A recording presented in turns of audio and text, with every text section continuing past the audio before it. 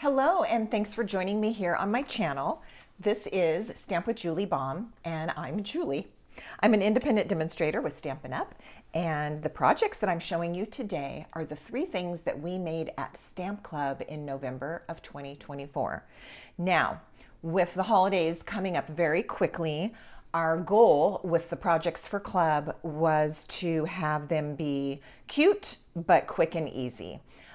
Sometimes it's hard to get your crafting time in when you are shopping and cooking and celebrating and all of those things over the next 4 to 6 weeks. So I'm going to show you how to make each of these projects, and we're going to start with this tag.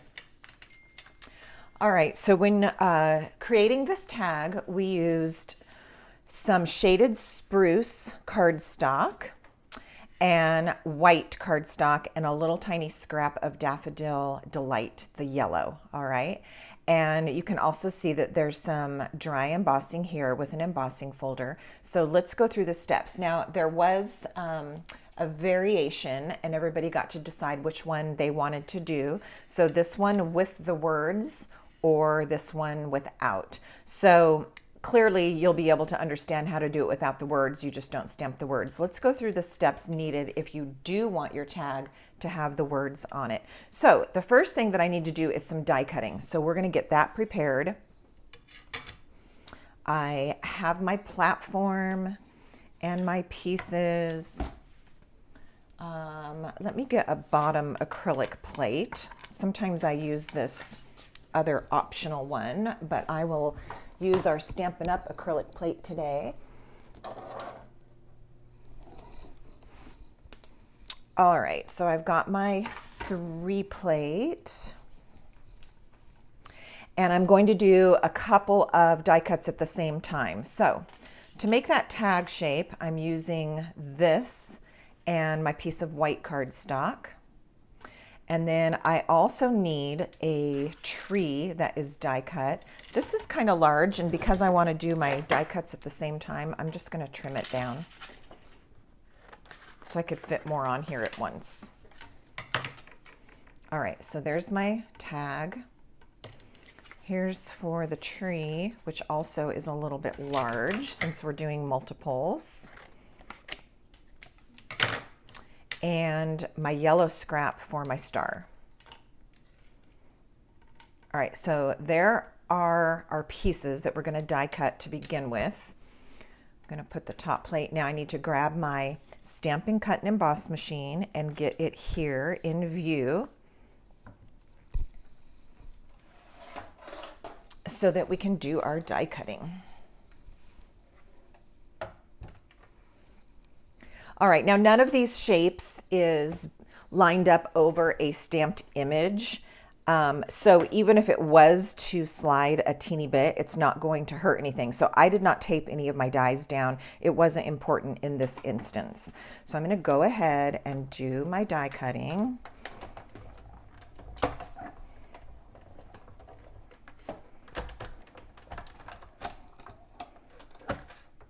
All right, we will take the machine out of view for just a moment. Sometimes in my videos, I don't actually show you the die cutting portion just to make it a little bit faster. But to those of you who might be newer to crafting and stamping and die cutting, it might be important to see the whole process.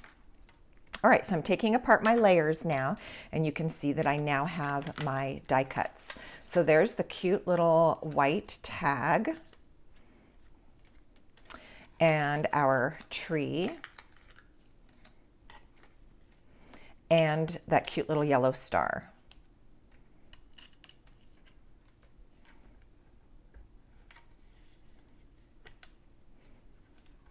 Okay, the next thing that we need to do if you're going to put words on the tag, again, if you're not stamping words on the tag, then you can skip this step. If you are putting words on, we need to put them on next. So I have my Memento Tuxedo Black ink pad and a stamp that simply says Merry Christmas.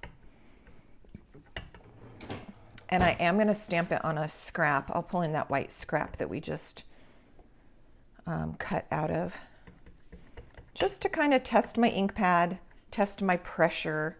You know, every day is a little bit different when you sit down to stamp. All right, there we go. So what I'm going to do is put the words right here at the bottom of the tag, like so. Now, once that's done, I'm going to bring the die cut machine back in, and we're going to do some embossing with an embossing folder. So the one that I'm using is the Snowflake Sky 3D embossing folder, which I believe right now is not necessarily available. This may have been retired, but so often we're always bringing in something that is snowy, snowflakes or little dots or something. So either you have this one already or you can substitute something else that will work nicely. So my tag is going to go into the 3D embossing folder. And I am kind of looking at the design here. So if I was to put my tag down here, it's going to be a lot heavier. And if I slide it up higher towards the top, then I'm going to have a little bit less snow. So I'm kind of picking something right in the middle. I do want a lot of snow, but I don't want it super, super heavy. So I'll just choose this spot, go ahead and close that. Now this is going to get run through the machine. And when using a 3D embossing folder, you build your sandwich layers a little bit differently. So what I need with a 3D is a #1 plate. So that's going to be my first layer. Then the embossing folder with the paper, or in this case, our tag inside of it. And you always want to insert your embossing folders with the hinge first, not the open edge. So this is going to go on here. And then again, because it's 3D, all I need now is a 4 plate. So that's going to go next. If I was using an embossing folder that is not 3D, I would build my layers in a different way. All right, so this is now going to go through.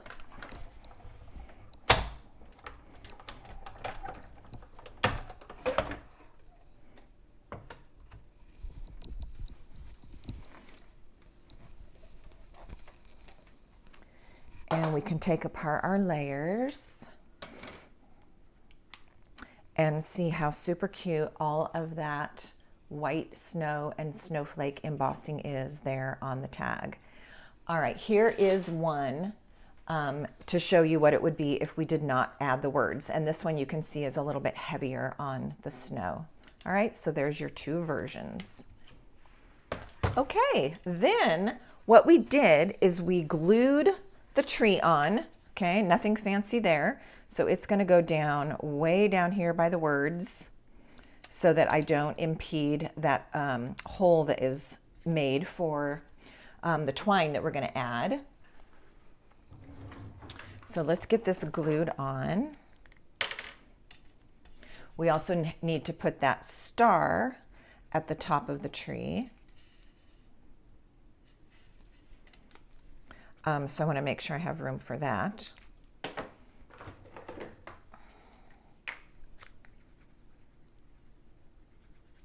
All right, a little bit of liquid glue here. I'm doing it a little heavier than I typically would, just because this is very textured, and so I want to have enough on there that it can grip.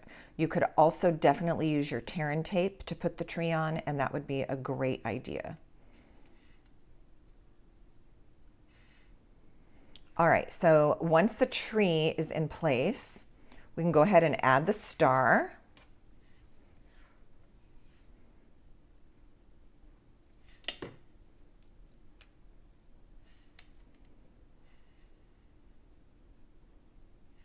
Then what I think totally sets this cute little Christmas tag off is the extra layer of shaded spruce that we're going to add. So This was the die that cut the white piece, and it's actually the largest one of this shape. There isn't a larger one. And so what we need to do is create our background. So this is going to be done quite easily. I'm taking another scrap of my shaded spruce. I'm going to glue it onto this piece. Now, here's the basics. You're going to glue it on, and then we're going to cut around, just mimicking the shape of the white tag. One thing that makes it super easy is if you can go ahead and position the white part of the tag in the lower left corner of your green scrap. This way you won't have to cut those two sides at all. So I can start cutting here and just go up and over. So that's what I'm going to do.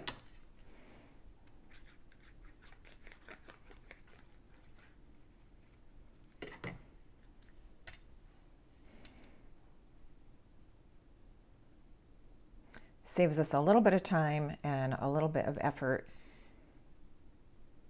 in not having to cut this left edge and the bottom edge. I needed to slide that tag over a teeny smidge that way, which is what you just saw, and that's really helpful of why I use the green glue. The multi-purpose glue gives you just a little bit of time to maneuver something if you need to. All right, so either with your paper snips or just regular scissors now, I'm just gonna use about that same distance and trim down the rest of this green cardstock so that it is the same shape as the white tag. And it's just some straight cuts, so it's very easy to do. You can all do this. And then this one just needs to get trimmed a little bit smaller. And there we have it. Now, we need to put our hole in there since the green piece wasn't die cut. I didn't automatically get the opening there for our ribbon or trim. So we'll just pull in a regular hole punch to do that.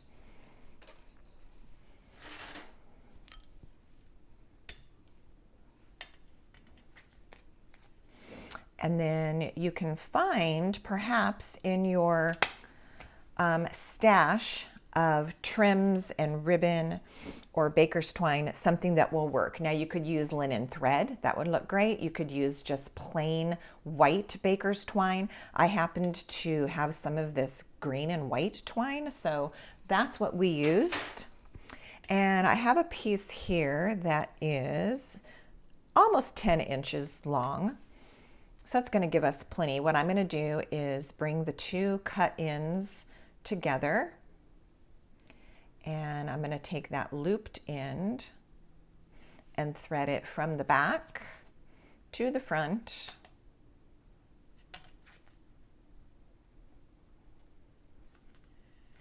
And then I'm going to take those two ends and tuck them into the loop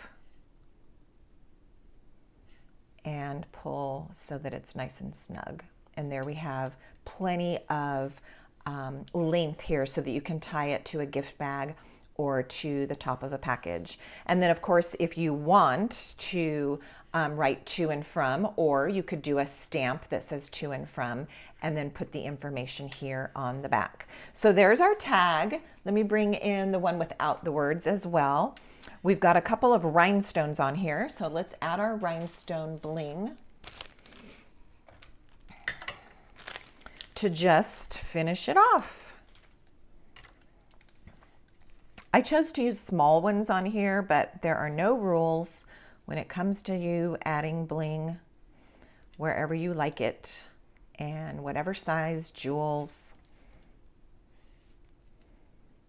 I'm going to stick with the rule of odd numbers, so 3 or 5 when you're adding little embellishments is usually quite pleasing.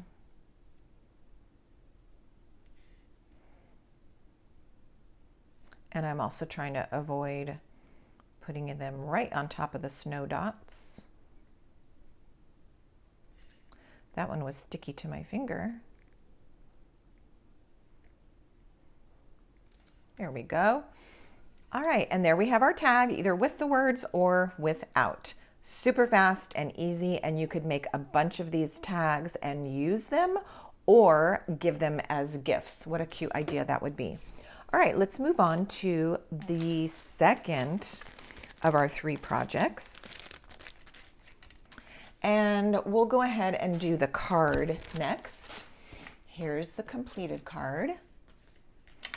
So for this card, the one that I'm going to show you actually uses different paper because I have entirely run out of this print of the paper, which happened to look perfect on the pool party cardstock. So everybody got to make this card with the pool party card base and that paper, but I don't have any more of that paper to show you. So I've had to make a little switch on the paper.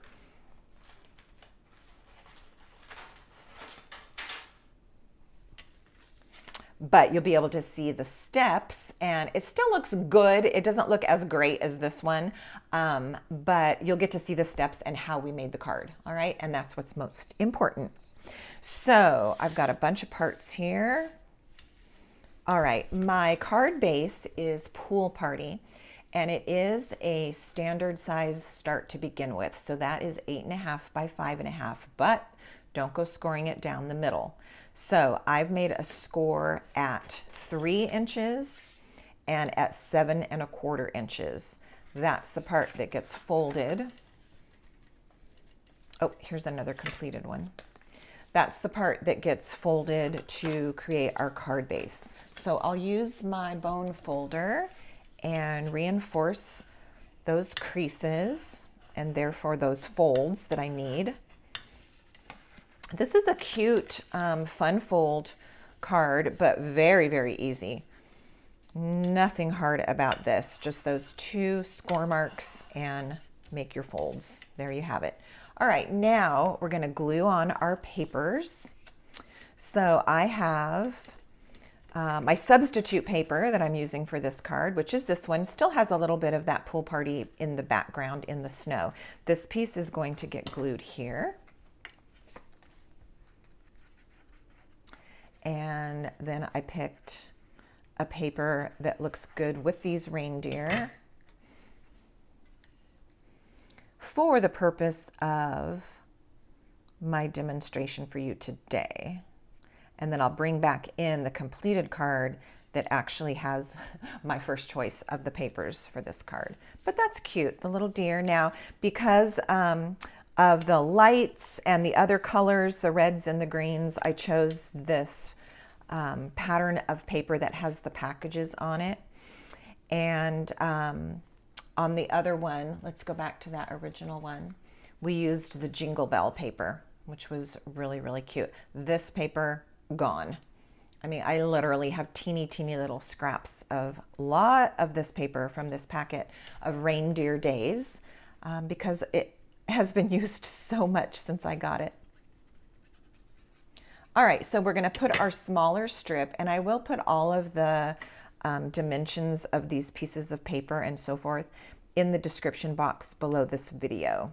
Because we're doing so many things and I didn't want to take up even more time, I decided to not put those and give them to you verbally, but they will be below this video so that you can check that out. Now, I've got a white piece. This is for the inside, and we are going to do a little bit of stamping on it. So we'll take care of that.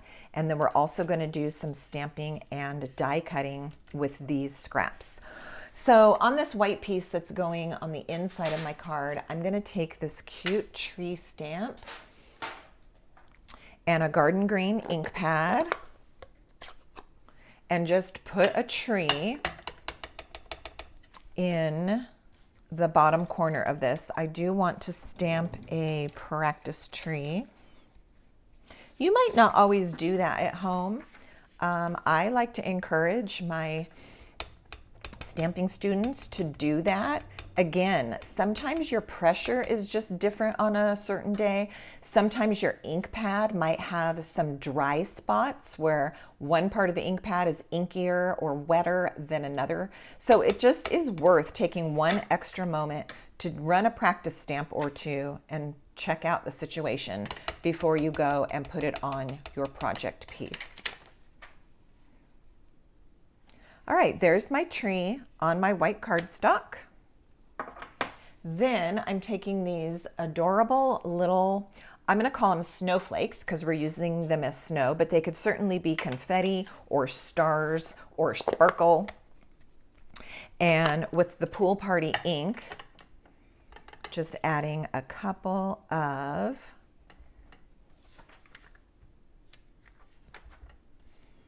spots here and here. I think the 2 is enough. You could add more if you like. I've just got those 2 little spots. Okay, we can glue that to the inside of the card.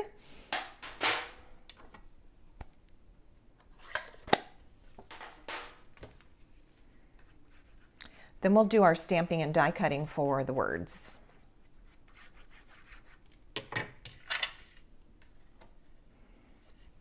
All right, this is going here on this inside panel.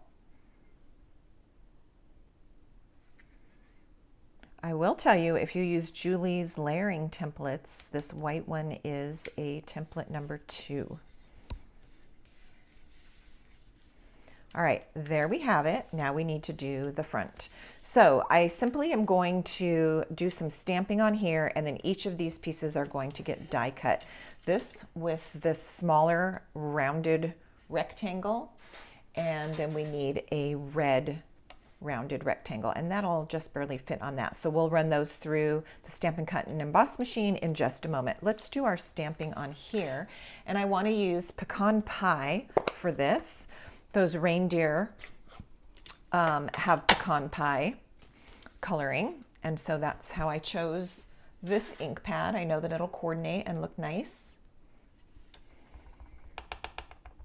And a quick practice of this stamp as well. Beautiful.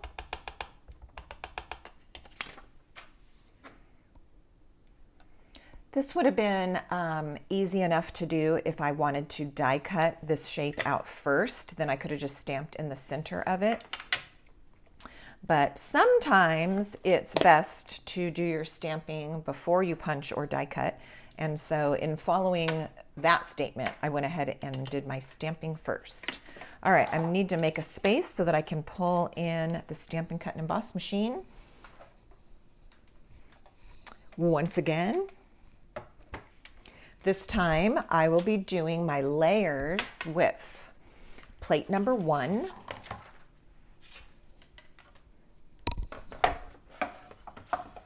followed by a 2 plate, which I'm using here. And then we need 2 number 3 plates. This one I use all the time as my bottom plate.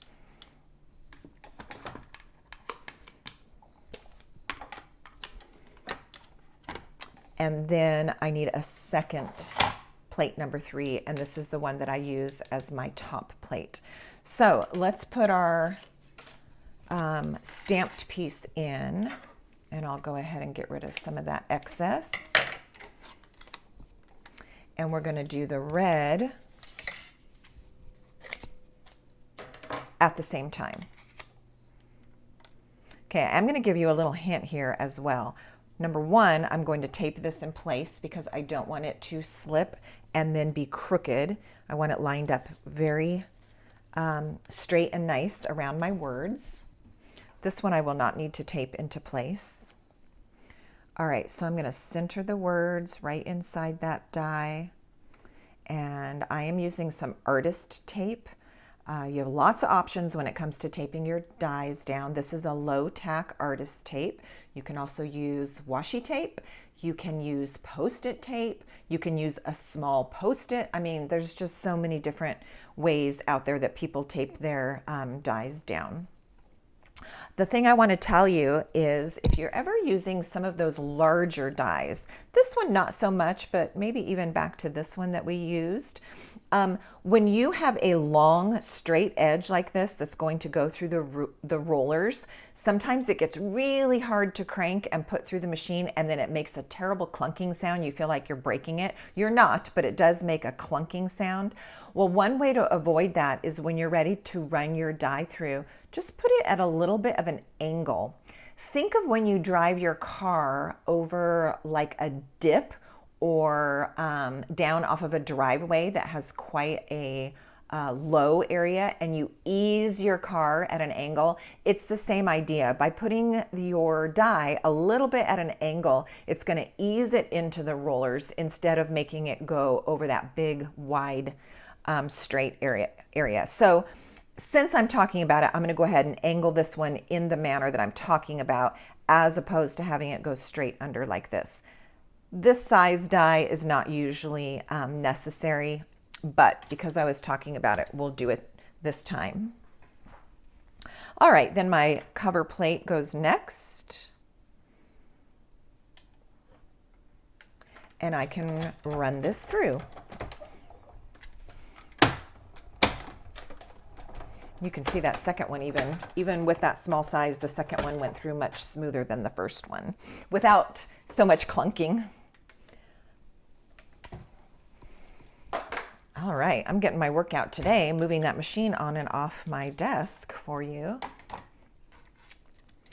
All right, so I am going to remove the tape carefully because even though it's low tack, sometimes it really gets pressed on there. And you can also blow some warm air onto the tape, like you're trying to fog up your glasses when you wipe them off, and that will help it release a little bit easier too if it seems very stuck. All right, there's our white stamped piece and our red die cut piece. There we go. And we can complete our card now. So the first thing I'll do is attach the white words. Something on the back of this. Something a little sticky, which won't matter. It's going to get glued down. So I'm just going to center that, make sure you can see, center that here. I love, love, love these rounded rectangles. I think that they're a really neat looking, it's a neat shape, and then they're really neat when you stack one on top of the other. All right, let's give that a good press. I want to make sure I press it from the back in case I have any ink or sticky on me. All right, we're going to need to determine where this is going now on the card. And the reason I say that is depending on the print of this paper, you might want it higher or lower. So in this instance, the front of my reindeer face here is kind of already cut off, so I'm not losing a whole lot if I want to put it lower. If I put it up here, you can see more of this reindeer, but it cuts off most of that reindeer. So you might just have to play with it. We will choose a spot and then we'll go look at the other cards and see what happened with those as well. So I'm going to go ahead and put it lower on this. Now I need my adhesive only on this side so that I don't accidentally glue the card shut. You know, that's a common thing you have to be careful of, especially with fun folds. All right, so this is going to go, yeah, I'm just going to do it right here. I know he's covering up that reindeer, but I think it looks best overall, keeping all those other ones showing. All right, so there we have that in place. I want to make a small linen thread bow. So I've got my linen thread here. I'm just going to pull at it to help get some of those kinks out. Because it comes on this nice little spool, it ends up kind of curly. So you're doing the opposite of what you would do with curling ribbon. And as you pull it through your fingernails, it actually will help straighten that twine. All right, so, or thread, linen thread. I'm gonna make a bow.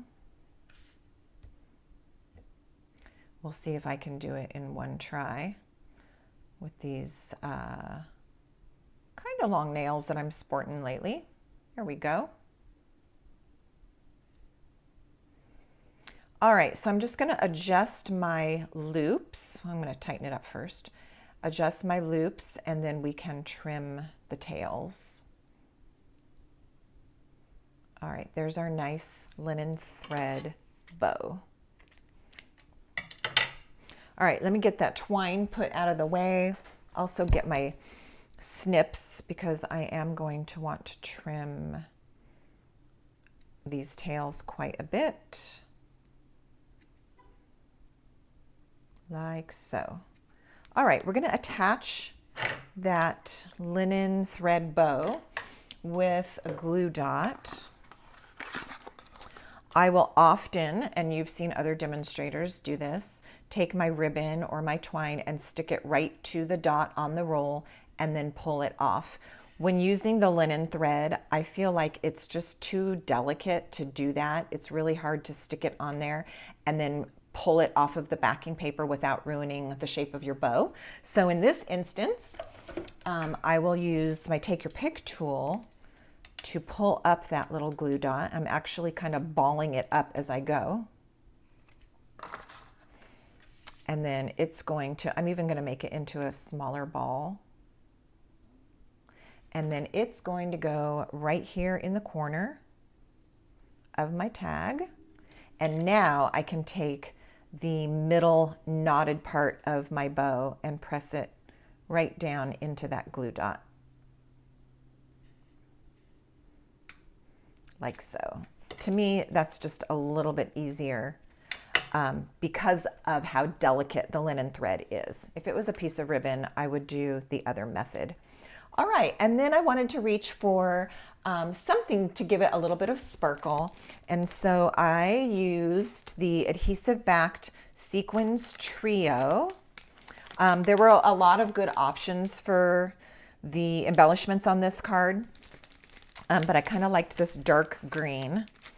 And so I haven't been using the dark green very much, so it was a good opportunity to do that.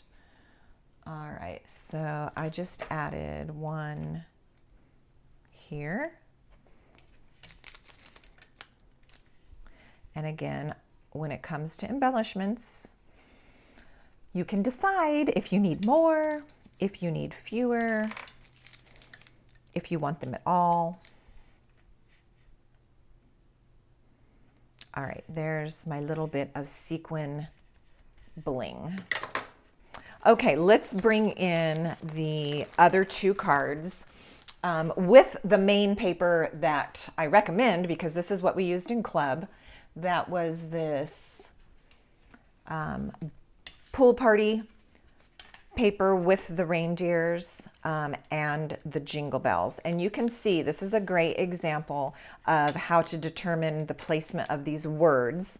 On this particular card, it looked much better up high because I would have ended up covering this reindeer completely, which would have almost left me with no complete reindeers. This one's almost full. So I went higher on that one. On this one, the opposite was true. If I had gone higher, I would have covered up some important parts, so I dropped the words lower. And that is how we did the card just now in the demonstration. All right, so there we have our second project. Oh, I had taped this for a photo. There we go. I needed it to stay shut so I could take a photo, so it wasn't doing that. So there was my artist tape at work again. All right, so there is that one, and that was project number 2. Let's move on to number 3. All right, for number 3, it's this cute little treat container. This is made out of a 6x6 piece of designer series paper. So you can start with a 12x12 if you like and cut that down, or you can simply start with the Take a Bow 6x6 designer series papers, and any of the prints will work. In fact, at club, I just handed the whole packet of papers to the class, and everybody was able to sift through them and choose the one that they wanted. So here you can see this one has the little leaves and berries, and I'm going to do this print for you right now. All right, so you've got your 6x6.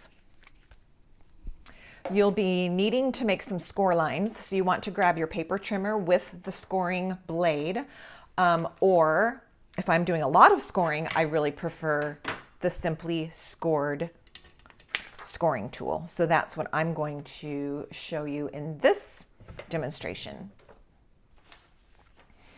All right, you're going to make several score lines with the paper in its first orientation. All right, so I'm using the larger end of the stylus, And I want to be careful that I don't press so hard that I end up ultimately tearing my paper. So I want enough pressure to make a score line, but not so much pressure that I tear my paper. And that can happen kind of easily when you're scoring the designer series paper. So just be aware of that. All right, our first is going to be at the 1/2 inch mark. Then at 1 7/8, you can see that I have pre-marked the scoring tool so that it's easy to follow. It's also marked for another project, so I know which ones to pay attention to right now and which ones to ignore. All right, then after that, I'm going to turn this counterclockwise a 1/4 turn and score it one more time. And these score line markers, the information for that will also be in the description box below this video. All right, that is all we need to do with our scoring. With your bone folder then, you're going to want to fold and reinforce all of those lines that you just scored.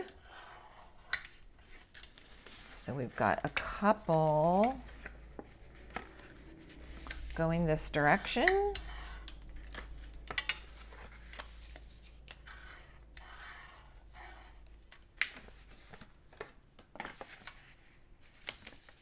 And then we have one going the other direction.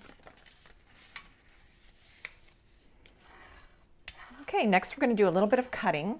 So grab your paper snips. And on this small edge and at the bottom, we're going to completely remove this rectangle right here. So I'm going to snip up and across and remove that piece completely. All right. Then this remaining long skinny piece is going to be the tab that closes the treat container together. So as we often do with a tab, we're going to make a little angle on it.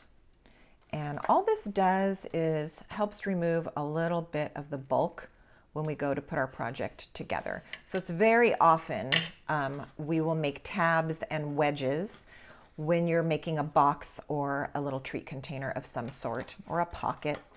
All right, so now on the bottom, I have these 4 squares and I'm going to choose 2 of them. Well, first let's just snip up each of them to free them up. And then I'll continue with what I was saying about choose 2.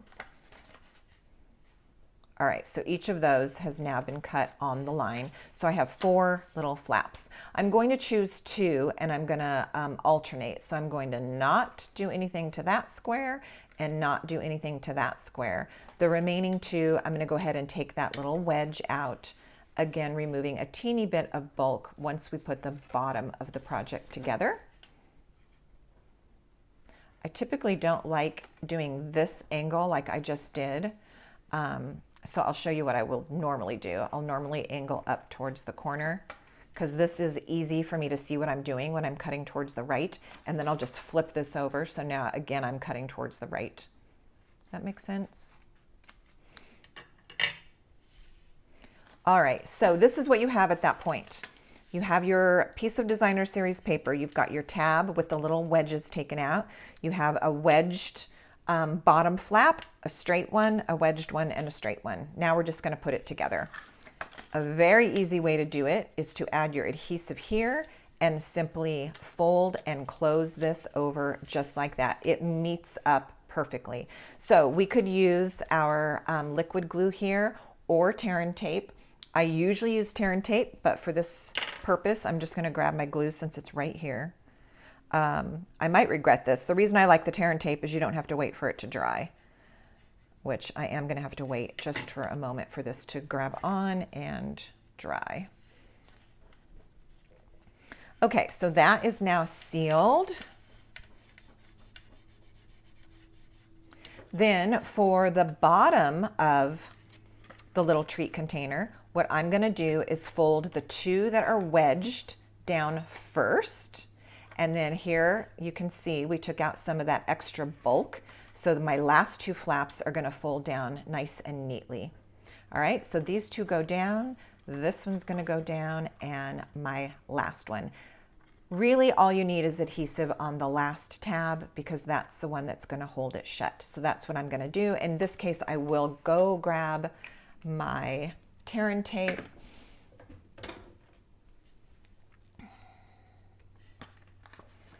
And this is going to go right here on that final flap.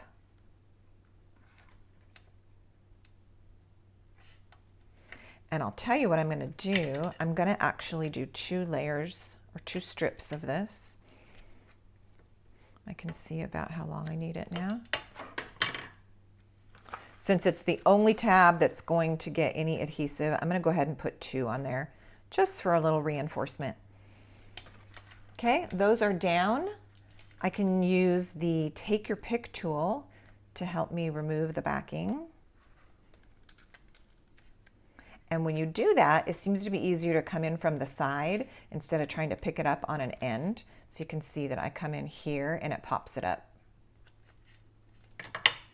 All right, so holding this nice and straight and square, I'll fold that last piece down. Now, it's hard to press down on this because it's so delicate, but I do want to make sure that the adhesive is sticking to the layer below it. So what I'm going to do is just stick my bone folder down inside there and press it. Okay, so the bone folder is down inside there and I'm just pressing the tape so that all those flaps on the bottom are squished together and the tear and tape is holding it together. All right, now what I do, which isn't super important, but I locate the back of the box, which is the part where the seam is, okay? That's gonna be the back. It doesn't really matter. It could be in the front. It's not like it's ugly, but if you're particular about it, locate the seam, make that be the back of your project, and then you're gonna hold this, take your index fingers and just gently press in on the sides and squish the front and the back to meet together. Like so. You don't have to work really hard pulling it all the way down. It just kind of bends and that's all you need it to do. All right, at that point, now that I've got it in place and I'm holding it, I'll go ahead and make my hole with the hole punch.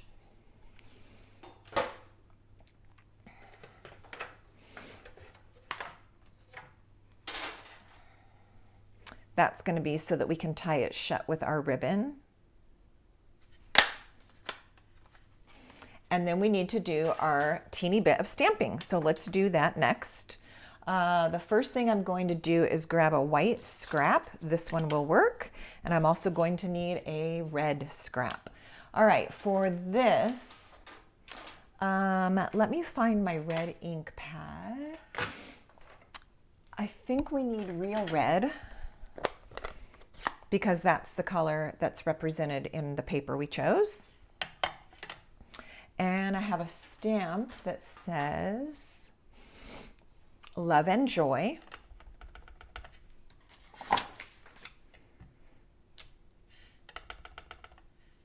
So I'm going to get that stamped right here on my white scrap.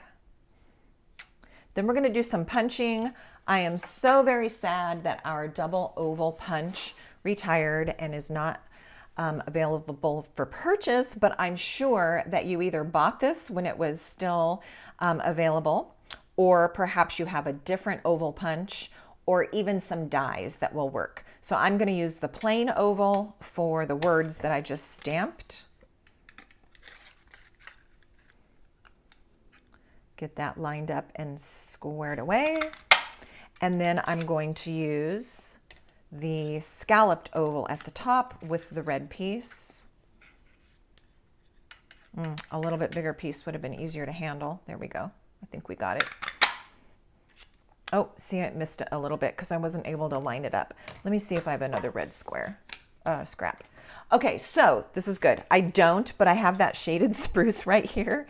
So let's just punch it out of that because you're going to get to see a completed one with the red anyway. See, this is a bigger size and I'm able to hold on to it and move it around. So it's actually a little bit better. Okay.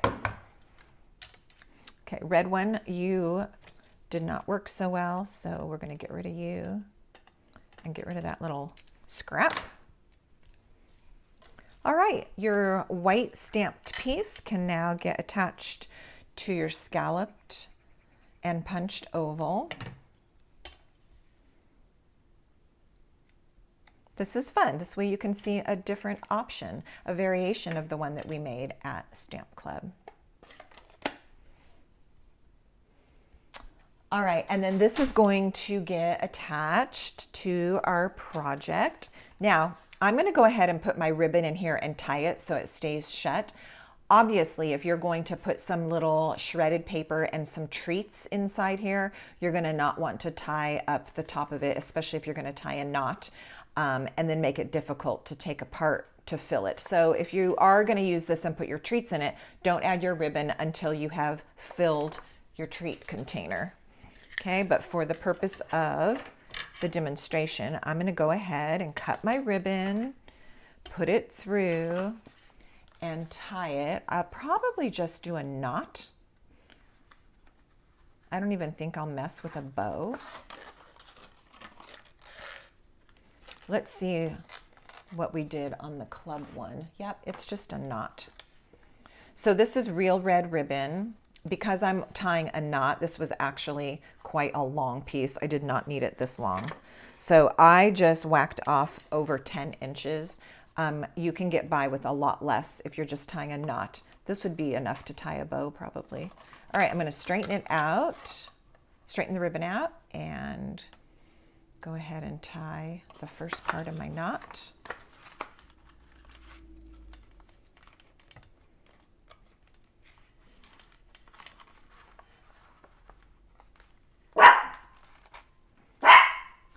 Oh, today you're getting to hear from Pino. Here, baby. She is sitting with me, and she just saw something out the window that she has to go bark at. She actually sits up on my chair with me. If we're in the other room and I tell her, "Come on, Pino, let's go to work," she knows exactly what that means. And that means come and get on my chair in my stamp studio with me. All right, so I'm deciding if this even needs a second part in it to complete the knot. I think it kind of looks bulky. I like just the one. Actually, well, it's not bad. All right, I am not going to tie it super tight, which will give me the out in case I decide to undo this and actually use this. But the reason that I tell you not to cinch up your knot until you've put your treats in, because once you're done with this part, you're going to want to cut these tails. And once you've cut the tails, it's going to be a lot harder to take apart, put your treats in, and then tie your fresh knot. So I encourage you to be really done with it by the time you go cutting those tails. All right, this piece is going to go onto the front like so, and a little piece of tear and tape will work just great. So I'm gonna just do that. You can see that the oval is actually a little bit longer than the side of the project. So it's going to stick out. So I didn't need my tape to go all the way to the ends, just right in the middle. And you can decide if you want it to be straight, which looks very nice, or if you want it to be at an angle. I kind of like the angle because if you go for straight and you don't get it quite straight, it's going to be obvious. If you put it on an angle, it looks fine. I would probably make my tails go the other way since this is going that way. All right, now let's put a little gem on there just to finish it. And I chose the Cherry Cobbler and Pearl adhesive backed berries. Now there was a bunch of these little trio sets, 3 whites and 3 reds. All my 3 reds are gone. So I'm down to just a couple of the white trios and several of the single berries. So I chose to just use one of those red single berries and put it onto the tag, and you can decide where it belongs. All right, I'll make this one different than the other one I'm going to show you. I'll put my gem at the top,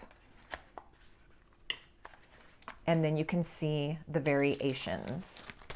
All right, let's bring in the club sample. That is this one.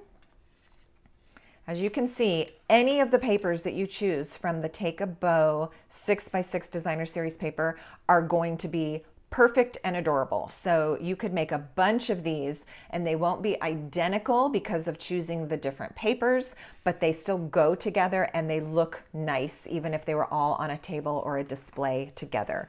There's our cute little treat box, our ribbon knot at the top, and your words. You can place your gem wherever you want it to go.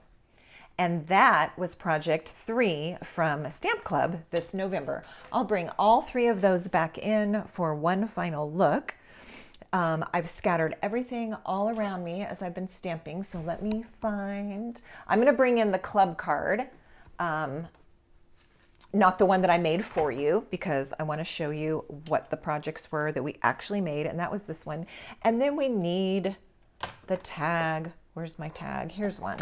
All right, those are our 3 projects. Now, if you have any questions about any of these projects, if you need any other information that you don't find below this video in the description box, just reach out to me. I read all the comments that you guys send me regarding the videos, and I always respond. So if you have any questions or want more information, just drop a message to me in a comment and I will get back to you.